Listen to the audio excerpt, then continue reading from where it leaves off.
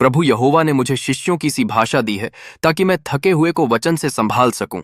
वह हर सुबह मुझे जगाता है, वह मेरे कान को सुनने वालों की तरह खोलता है। पर मैं तुझसे पूछता हूं, क्या तू हर सुबह अपने कान खोलता है या तू सिर्फ बोलता ही चला जाता है? अगर तू सिर्फ बोलता रहा और कभी सुना नहीं तो तेरे शब्द बहुत जल्द खोखले हो जाएंगे।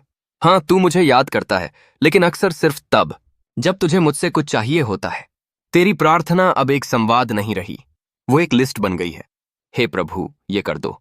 हे प्रभु, उस बीमारी से बचा लो। हे प्रभु, मुझे नौकरी दिला दो। और फिर तू चला जाता है, बिना रुके, बिना सुने, बिना मेरी ओर देखे। मैंने मत्ती 6:7 में कहा था, जब तुम प्रार्थना करो तो अन्य जातियों की तरह बकबक मत करो।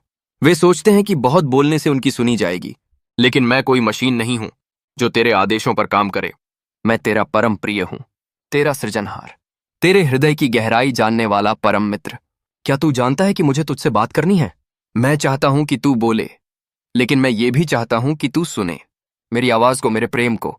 एक युवक रोज मेरे पास आता था, हर बार कुछ मांगता, प्रभु ये दे दो, प्रभु वो कर दो, और फिर चला जाता।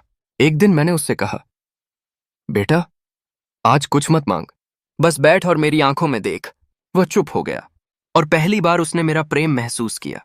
वह रो पड़ा और कहने लगा, प्रभु, मैंने तो बस मांगा, कभी सोचा ही नहीं कि तू मेरे साथ समय बिताना चाहता है। भजन संहिता 27:8 में कहा गया, जब तूने कहा मेरे दर्शन कर, तब मेरे मन ने कहा, हे यहोवा, मैं तेरे दर्शन करूंगा। तेरी प्रार्थना अगर सिर्फ शब्दों का ढेर बन गई है तो वो थकावट लाएगी, लेकिन अगर वो एक मिलन बन जाए तो वह जीवन, ताजगी और सामर्थ्य बन जाएगी। तू कहता है, प्रभु मैं बहुत व्यस्त हूं, मेरे पास समय नहीं है। लेकिन मैं पूछता हूं, क्या तू प्रेम के लिए भी समय नहीं निकाल सकता? मैं तेरा इंतजार कर रहा हूं, तुझसे बात करने के लिए, तेरी आंखों में प्रेम देखने के लिए, और तुझे अपना अटूट प्रेम महसूस कराने के लिए। क्या तू आएगा?